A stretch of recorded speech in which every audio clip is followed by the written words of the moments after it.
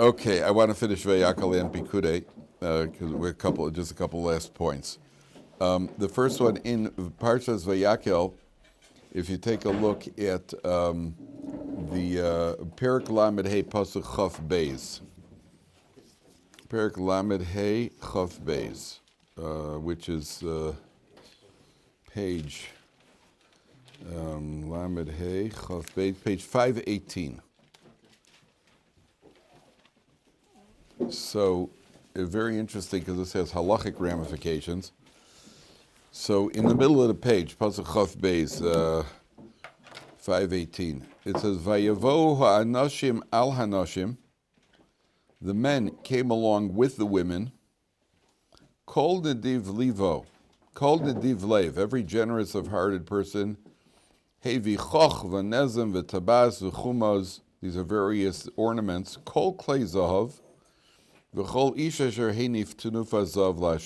says that the men and women came along together and brought all this gold. Now, the question here becomes, why does this have to be a joint effort? Why do the men and the women have to join up in this?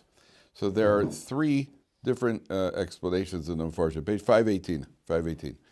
You have three different explanations. First of all, the last time the gold was given, what was it used for? The golden calf. So this time when the men are coming along and bringing the gold, the women want to make sure it gets to where it's supposed to get to and it's used properly. That means this goes back to the old principle that women are simply more attuned. Women are more attuned to doing the right things. Men can easily be sidetracked. Men can easily have a bigger Yetzer Hara.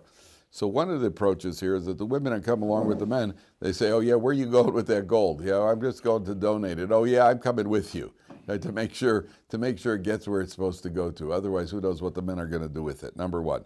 Number two, there's a different issue over here, and this is a halachic issue. The halacha is that if you collect tzedakah, you're not allowed to take except a generous donation from a woman, because it does not belong to her. Remember, the halacha is, you're laughing, you could laugh, gentlemen, but the laughter stops when you realize that you take on all financial responsibility for your wife. Ha ha ha ha ha, that's funny, ha ha, right? So people always ask, why is it that why should a wife's property belong to her husband? And why is it that only males inherit? Right, according to the letter of halacha, only the boys inherit. Women do not inherit from their father. If they're only girls, that's something else, but otherwise only the boys inherit. So people say, "Oh, look at the Torah. The Torah is so lopsided. We're against women." Hey, it's a logical system, because when you get married, you have to support her. You have an obligation. A woman who goes to work, a woman who works, she could come home. They had once they won some lady. I remember in Chicago, some lady won about $5 million in the lottery. So they're interviewing, I remember seeing this as a kid, they're interviewing her, a live interview, and say, "Well, Mrs. Johnson, is there anything you'd like to say?" She just won $5 million. Is there anything you'd like? She says, "Yes.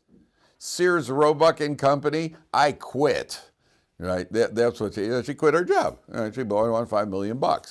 Now, a woman who works and comes home and says to her husband she quit, there's zero legal halachic recourse. She's got every right to quit. She can quit her job, whatever. She has zero obligation to support her family. A man who refuses to support his wife or his children, so in the time when corporal punishment existed, he could actually be flogged until he goes back to work, because he's taken on a financial obligation. Well, if the man's taken on the financial obligation, so it only makes sense that the inheritance should go to the men, because they're the ones who are going to have to. The ones who are going to have to support the wife.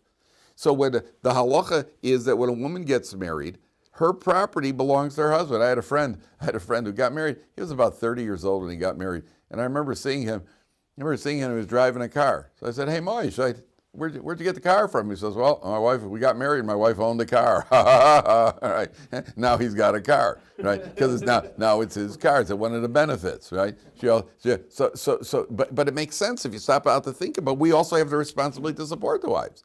So the money, and a man who quits a job, and the kid can't just go quit his job. One could quit her job anytime she wants. Anytime she wants, she can quit her job. So here, the halacha is when somebody's collecting tzedakah, if you go door to door collecting tzedakah, let's say only it's a woman's home, and she gives you a token donation. A token donation you're allowed to accept from her. Because there's a premise that the husband allows his wife to give a token donation. How much is a token donation? It varies in different communities. $5, $10. Please turn that off. $5, $10. Turn off. The $5, $10, whatever it is, that's considered a token donation. But a woman who wants to give a generous donation, no, maybe your husband doesn't approve of that. You can't take money from a woman. It's not a simple thing. There are certain communities, the Gemara talks about certain women from a certain community where they could accept a larger donation because they were very rich, and that was considered a token donation. Does anybody know how to turn that off? Huh? You know how to turn it? Okay. So that's the first thing. That's the first thing. By the way, this is one of the reasons. Is one of the reasons that all through history, a girl who got married, so and this is not something unique, limited to Judaism. This is all through history. A girl who got married, the father had to be able to provide her with a dowry. Dowry, what is that? A dowry is a dowry. Thank you very much, Ray. A dowry is a sum of money that the father gave to the son-in-law when they got married. You had to provide your daughter with a dowry.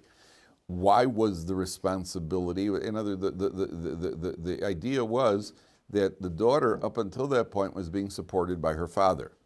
Especially in the old days, girls got married very young. I don't know if you ever heard of baseball player Ty Cobb. The baseball player Ty Cobb, his mother was 14 years older than him.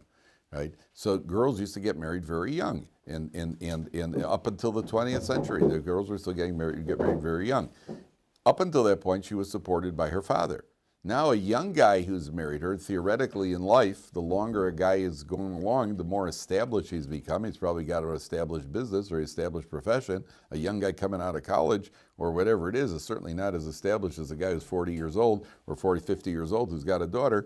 So the father would give him the money when he marries the daughter, almost to give him a head start to be able to support the daughter. That's called a dowry. And a dowry, and if you couldn't provide a dowry, then you couldn't marry off your daughter, because a guy is taking on this financial support, and he's gonna need some money. So the halacha is that the wife's money belongs to her husband, unless certain money. There are ways certain money could be earmarked. Put away all the technology, please. Unless certain money could be earmarked. Put away all the technology, please. Put away all the technology, please. Put away all the technology, please. Unless unless money is earmarked for the wife, that somebody gives a gift that is specifically earmarked for the wife, otherwise it belongs to the husband. If a woman finds something, let's say she finds something on the street, it belongs to the husband, because at the end of the day, the husband earns the money, but he's got to support his wife. This is coming from somebody who just had the house painted because my wife wanted the house painted, and this morning was talking about buying new couches, right? So I know exactly what do you call it? I know exactly what this is like. That's the husband's responsibility. That's why I'm running away from the country.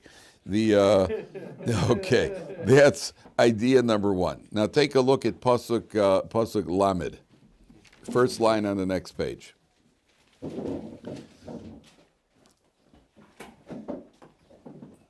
Vayomer Moshe el Bnei Yisrael, top of 520.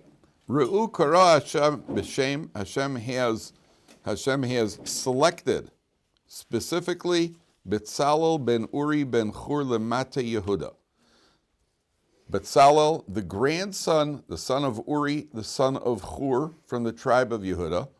Vayimale oso ruach Elokim, he is filled with the Spirit of God, the divine Spirit, b'chochma uvisvuna uvedas uvechol malacha, with wisdom and insight and understanding. And this is Betzalel, and then it says v'lachashov machashavos, to think thoughts, lasos bazav uvakesov, to work with gold, silver, and copper, and then all the other skills that are necessary. So somebody said tongue in cheek, sure. You need the emphasis of being able to think, lachashov machshavos bazav, when gold's around, you got to be able to maintain some people can't think straight when there's gold around. You got to be able to think straight. Now there's gold, you got to be able to, that's just tongue in cheek. The question here becomes, why Betzalel?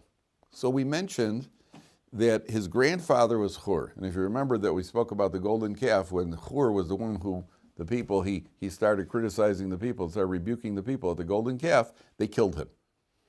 And his grandson becomes the one who then is the main architect of building the Mishkan, the merit of his father fighting against the golden calf. And the Mishkan is an atonement for the golden calf, so his grandson becomes the main architect of the main designer and architect of the Mishkan. That's the basic idea here. But one of the commentaries goes a little further. You see, all through Jewish history, Jews have been willing to what we call to die al Kiddush Hashem. Jews have given up their life rather than commit the three cardinal sins: idol worship, immorality, and murder. Particularly idol worship, where the halacha is that a person who is facing a gun has an obligation to give up his life for it. For any other avera, a person is allowed to stay alive. There are extenuating circumstances. If it's a period of religious persecution, then we have to die even for the most minor infraction. We have to, because of religious persecution, or if it's in front of 10 people.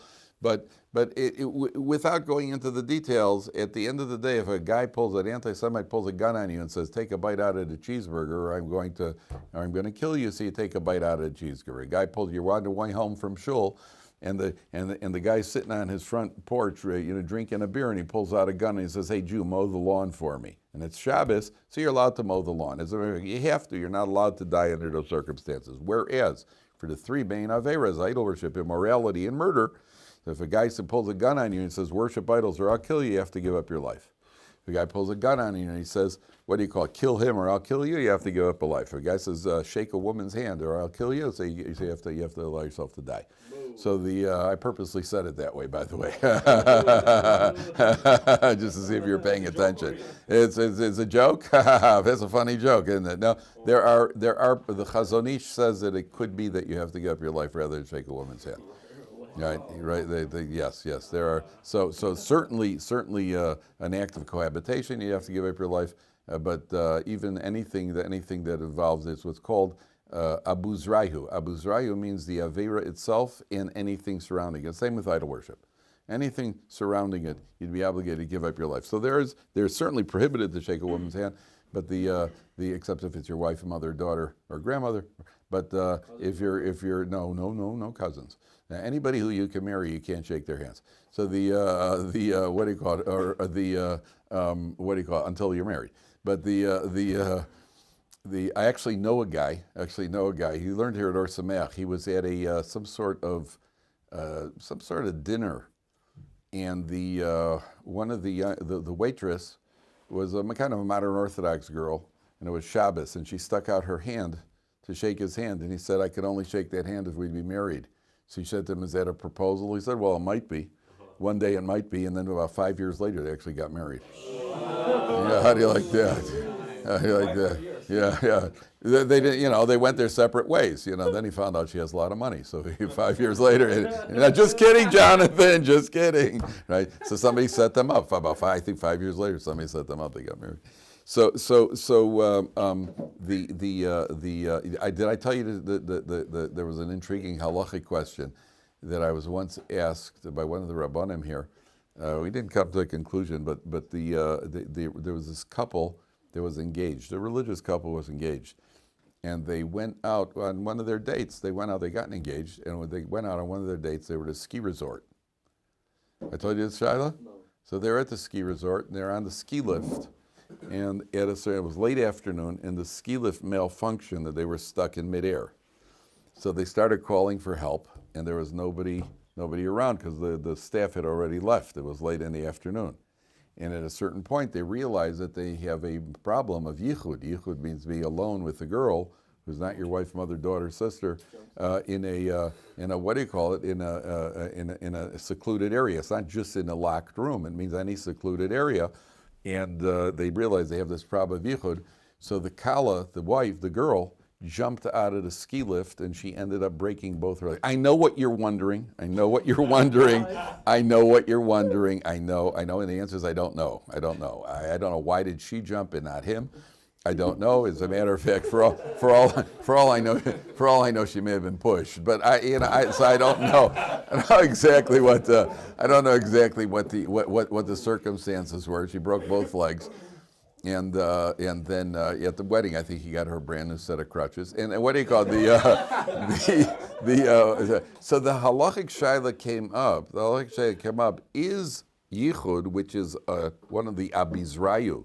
It's one of the details of immorality. Are you liable to? Do you have to give up your life to avoid yichud?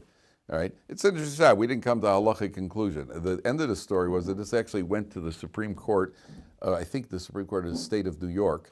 They sued the ski company, and they lost the case because the non-Jewish judge couldn't understand.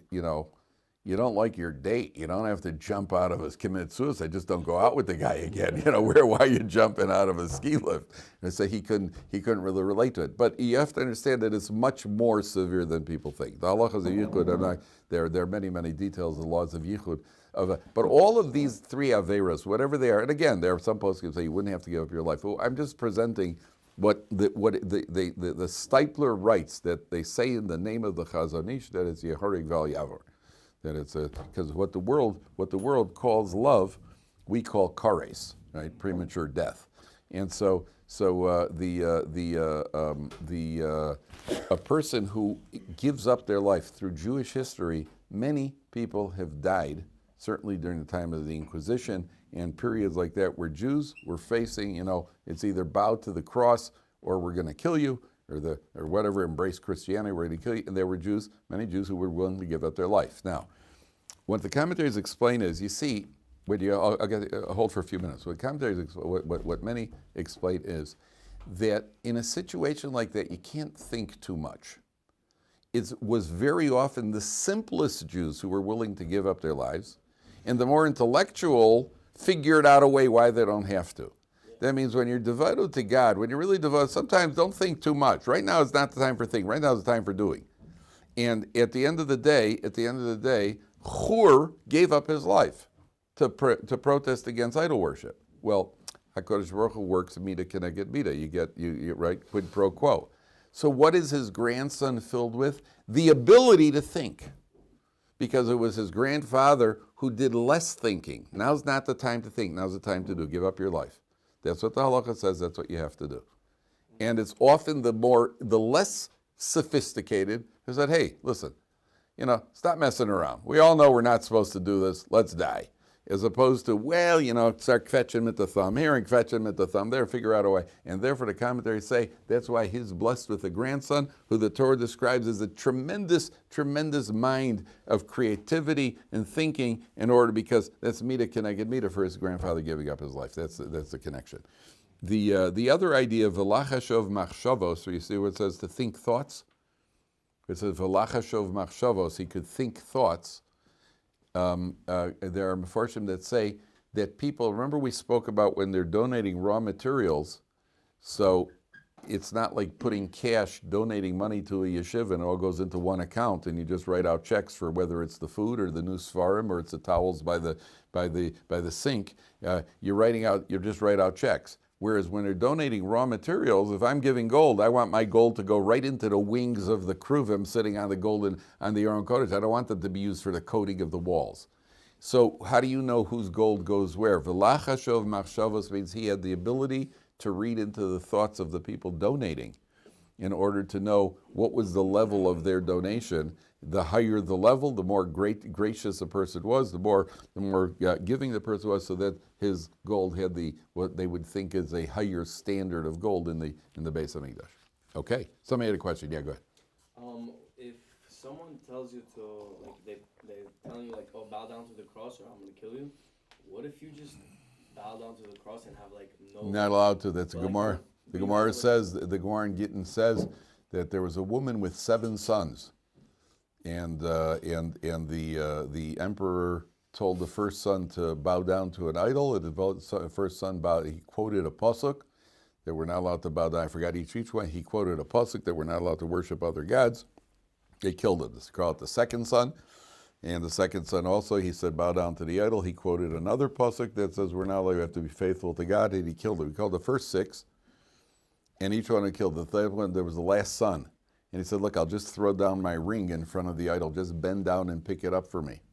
Just bend down and pick it up for me without, we're not bowing to the idol. He said, called him a fool, called the emperor, executed him too. And then the mother went up to the roof, and she said to her, I think she said to the emperor, let me just speak to my son before you kill him, the youngest son. She said, I want you to go up there and say to Avram Avinu, you sacrificed 1 son, I sacrificed 7. And she went up to the roof, and she jumped off the roof and died. So Rav Schiller, the Rosh Yeshiva, he once said, why did each son quote a different pasuk? The Gemara says each son quoted a different pasuk explaining why we're not allowed to worship idols. Why did each son quote a different pasuk? Why did they all just quote the same pasuk, Shema Yisrael, or don't worship other gods? Why did they each quote a different pasuk? Rav Schiller said they wanted to demonstrate to the emperor that this wasn't a religious frenzy where somebody had an idea and everybody just followed blindly. Each one was thought out what he was doing. Each one came up with a different pasuk. They weren't just caught up. It was very interesting. The Gemara there also says about the 400 boys and girls that they captured from Yerushalayim. They were taking them to Rome, and they were going to use them for immorality. The boys and girls were being taken to Rome for immorality. They were captured when Yerushalayim was destroyed. So the girls jumped off the boat and drowned themselves in the water. Right? The girls said, if we kill ourselves, do we have a portion of the world to come? And they said, yes. So they jumped off, they killed themselves, they committed suicide. Then the boys committed suicide also to avoid what he called. There's a whole discussion there about when suicide is permissible. At the end of the day, that's when it comes to these 3 averas, that's a person has to be give up their life. Okay, and by the way, in that situation, you can't say, well, just 1 second, don't shoot me yet. I got to ask a Shyla. Right? There's no time to go and ask a posek. At that point, you have to, person has to say. Somebody once said to me, Rabbi, would you give up your life? My answer is, I don't know. I hope I don't face that test. Right? The question isn't what I would do. The question is what I should do. This isn't what I would do. The question is what I should do. Right? And the halacha is very, very clear what a person should do. Okay, take a look further. I want to cover a few more. I want to start Vaikyra tomorrow, so I want to finish this up today. Take a look at Perek Lamed Zayin Pasuk Tes, 37:9. You have the whole count over here of the Mishkan. You got all the things that they bring, and then on page 37:9, on what do you call it? Page 524.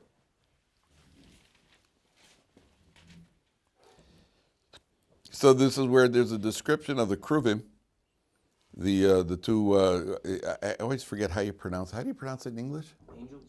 No, cherubs or cherubim or cherubs?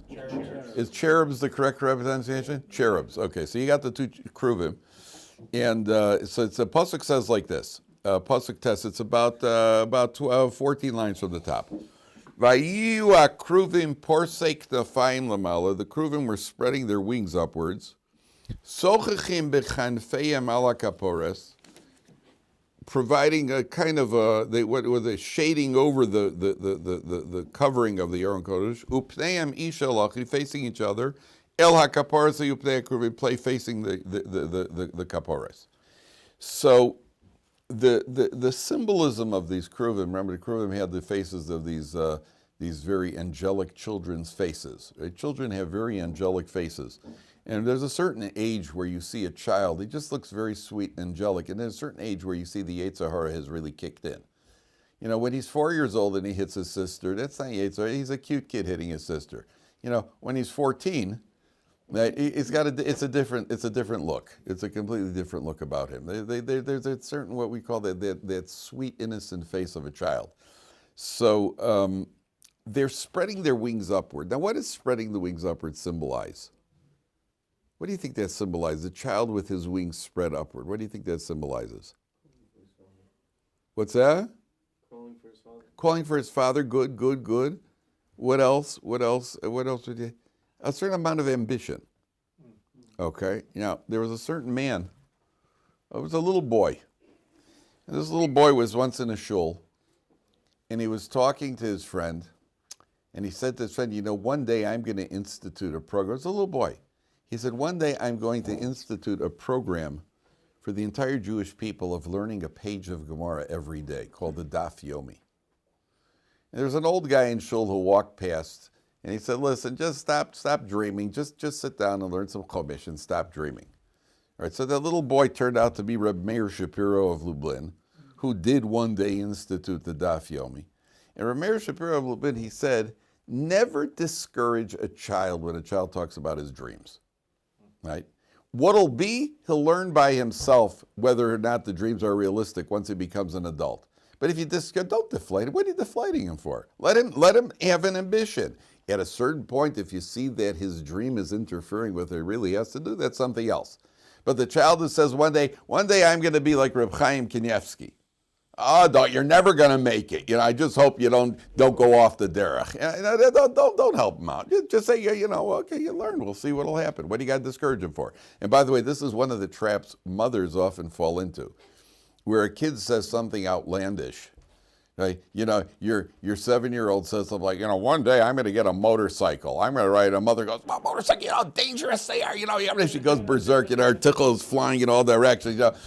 He's 7 years old. He's got at least 10 years before he can even possibly think of getting a motorcycle. You got time, lady.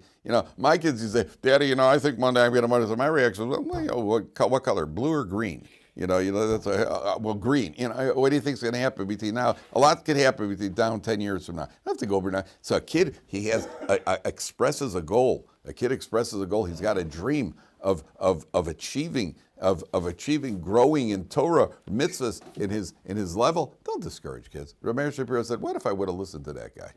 What if I would have listened to that guy? So then we would never have the Daf Yomi." That's what the Kruvim with their wings spread up represents a child, and a child has certain ambition. You don't have to deflate them. By the way, you have to deflate adults either. Don't go around deflating people. It's not our job to deflate people. Person is unrealistic, he'll find out himself that he's unrealistic. The child should be encouraged. The child has a dream. Let the child dream. Let the child go. Let him let him go. Unless he's doing something destructive, so then the parents have to have the brains to know when to get involved and when not to get involved. Okay. Take a look at Parshas Pikude very quickly. There are 3 points here that I want to get to before the fourth one.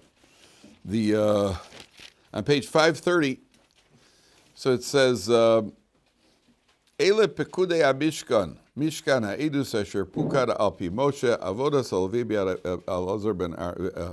Isamar ben Aaron HaKohen. So over here you have the reckonings of the tabernacle. And the Parsha is going to tell us the amounts of gold that were brought in silver and all the materials. Now you'll notice that in Pasuk Chav Daled, in the 6th line from the top, it says like this. Pay attention carefully. Kol hazahav ve'osli lamalacha, all of the gold, b'chol meleches hakodesh, v'hi zahav atznufa teisha ve'esrim kikar u'shvameos u'shloshim shekel b'shekel hakodesh. There are 29 bars or talents of gold. How does he translate talents? Oh, wow. There were 29 talents of gold. And I must have seen it remembered from last year, and a certain amount of change in gold. And that's all the Torah tells us. All the Torah tells us about the gold. Then it goes on to the silver, and it tells us how much silver was used, and then it tells us what the silver was used for. The silver was used for the sockets, to make the sockets, and it gives us a breakdown and an accounting of what the silver gold was used for. So I saw one of the Farshim ask, why is that? When it comes to the gold, it just says, well, here's the gold was donated. Then it comes to the silver, and it says the silver was donated, and it was used for A, B, C, D. Why was it silver? Why wasn't there a detailed report of how the gold was used? So one of the Farshim says, it sounds like it's tongue-in-cheek, but I think there's more truth to it than, it's not just tongue-in-cheek. People who donate, I got two people. Somebody donated gold, somebody donated silver. Well, obviously, a person who could donate both, and he donated gold instead of silver, is a very generous person. A person who could donate both, and he donated silver instead of gold, what would you say about him? He's a little, he's a little more, he's a little more guarded on his finances, right? That sort of thing. In general, what you find is the cheaper, the stingier the person is, the more an accounting he wants. The guys who gave the gold, they give it with a full heart. Do it, use it, do whatever you want with it. The guy who gives, the guy you managed to wrench $18 out of him, and what are you going to do with the money? Everything's got to be accounted for, which is probably one of the reasons why he doesn't have as much money. But the guy who's more generous, and it's very true in life, you find this in life, the person who's more giving needs less. I don't need an accounting from you. Whereas the person who's less, let's see how far this carries. Wait, you're in for a surprise. Take a point, look at 534. It says in the bottom of 534, 4 lines from the bottom. Vayaviu es hamishkan el Moshe, they brought the Mishkan to Moshe. Es ha'ol, ves kol kelav, krosav, kroshav, brichav, abadav, adov, they bring it all to Moshe Rabbeinu. So there's a medrash that says, back in the Parshas, where was it? Parshas, at the end of Parshas Kisisa, I think. It says that when Moshe walked out to his tent, people looked at him. And some of the people said, wow, what a man, this is a man, what a human being who's gotten to the level of being able to speak to God. Ashrei, fortunate is such a human being. That's how some of the people, as Moshe Rabbeinu walked out of the camp, some people looked at him and said, what a fortunate human being, what a spiritual giant he is. Other people looked at him and says, look how thick his neck is. Look how thick his thighs are. He made that all off of us. There's a medrash. And then his friend says, well, what do you want? He was in charge of all the Mishkan materials. What do you think? What do you think was going to happen? Of course he's been milking us. He made it. Can you imagine such a thing? Can you imagine a person looking at Moshe Rabbeinu? First of all, the discrepancy between the two views. Some people looks at Moshe Rabbeinu, he's just, is unbelievable.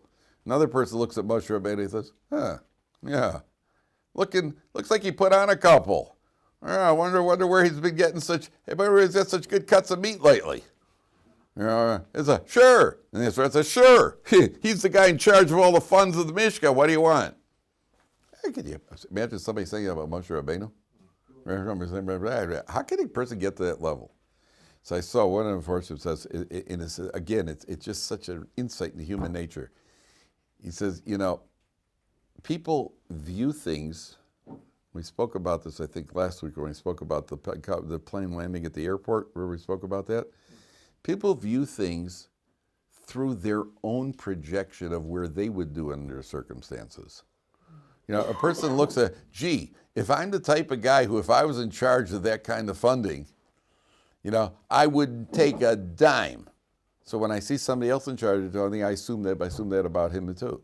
If I'm the type of guy who, that would be a big temptation for me. So I assume the worst about everybody else also. I assume that if you're in charge of it, and then I see that all of a sudden you put on a couple of pounds, right? We see things through our own, we always tend to view things through our own eyes. What do you call it? A guy was walking in the Arab shuk, the Arab marketplace.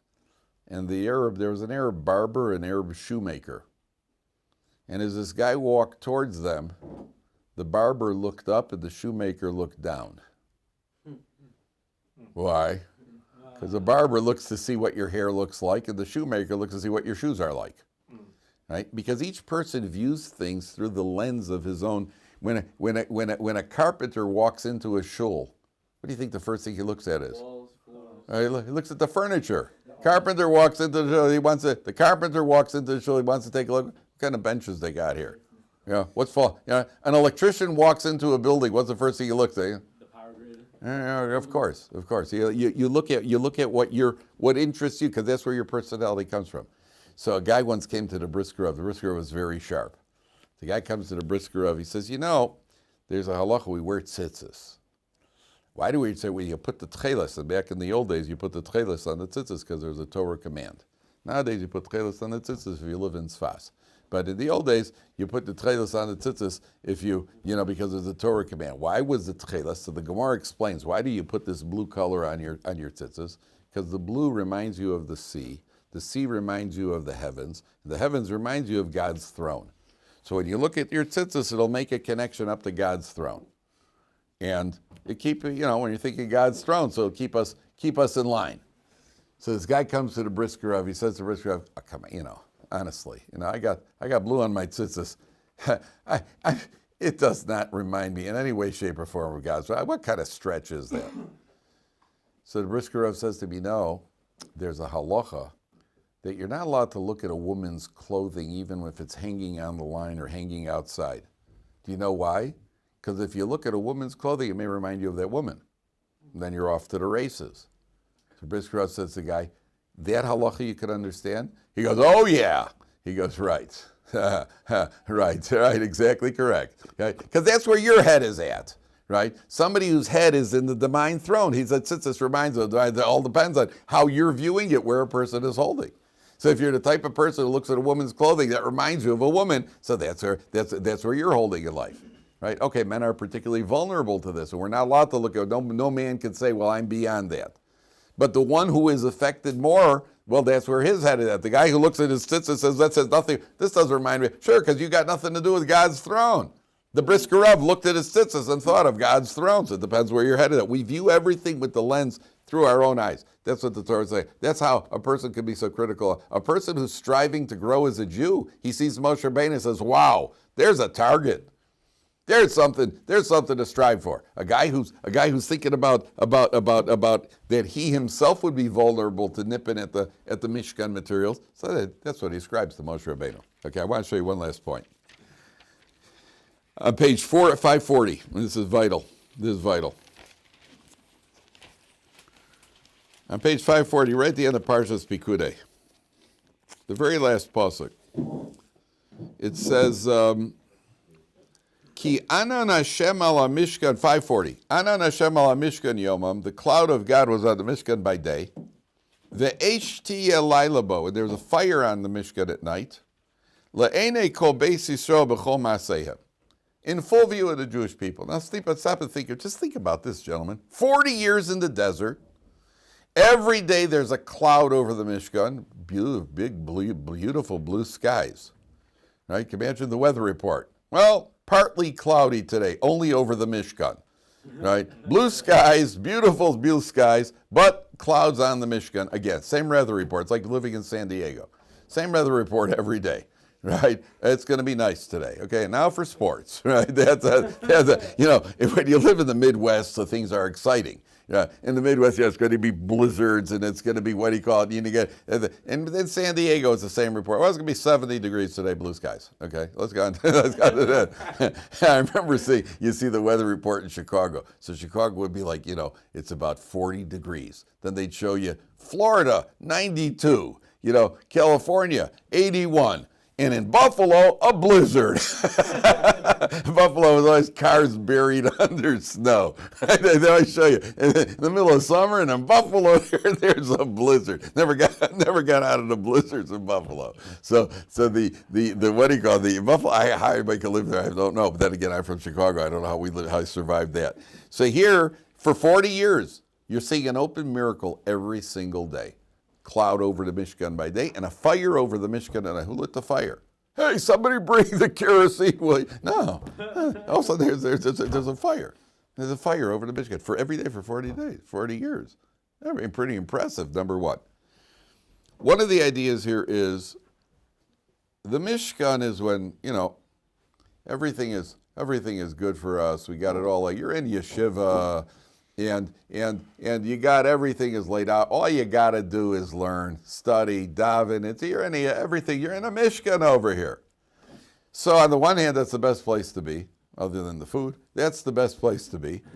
On the other hand, there's an anan on there's a bit of a cloud on the Mishkan. And the cloud means that you could be, kind of settle into a pretty mild frame of mind. But what happens when you're in a state of Lila? At night could be when a person is going through personal ordeals, when the Jewish people collectively are going through ordeals, or a person is in an environment that's not conducive. Aish, he has to turn up the flames a little bit. He has to fight a little bit harder.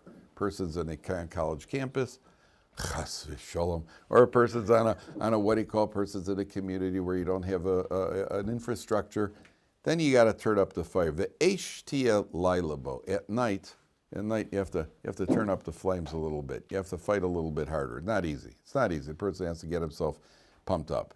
But I have a friend in Baltimore, a rabbi in Baltimore, Menachem Goldberger. Maybe some of you have met him. So he does an interesting shot. If you take a look at Rashi, the very last words are, it's going to be there in Le'enei Kol Beis Yisrael. It's in full view of the entire Jewish people, B'chol Ma'aseyim, in all their journeys. Okay, that's what the Torah says.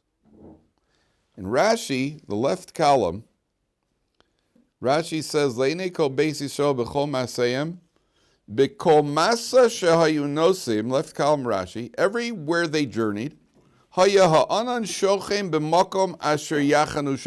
clouds stopped, and that was an indication that that's where they're supposed to camp. Then Rashi says something very, very, very, very, very, very bizarre.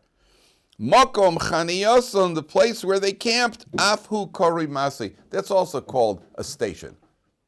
That's also called one of their journeys. Where they camped is called a journey. And the journey is go from here to here, from here to here. A journey means you're moving.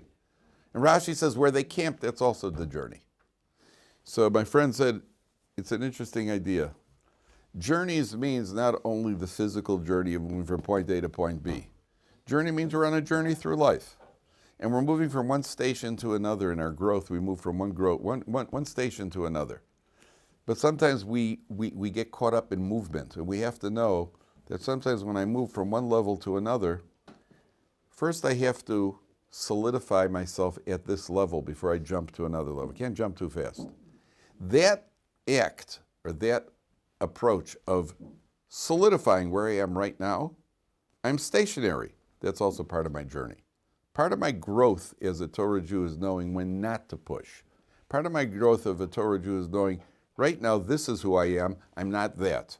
I'm not yet ready to go on 2 hours sleep at night, like Reb Chaim Kanievsky. Right? Maybe one day. The betting out of Vegas is 5-2 against me. But maybe one day we'll get there. Or maybe one day, as I daven or I bench, I'll have every kavana of the Arizal, every Kabbalistic thought of the Arizal when I daven. The odds there are 7-2 against me. Right? The odds, but whatever it is, at the level I'm at, work on this. Once you make sure you're at this level, it's also part of the journey. Stopping and solidifying is also part of the journey. Then we're ready to go on to the next level. All right, see you tomorrow.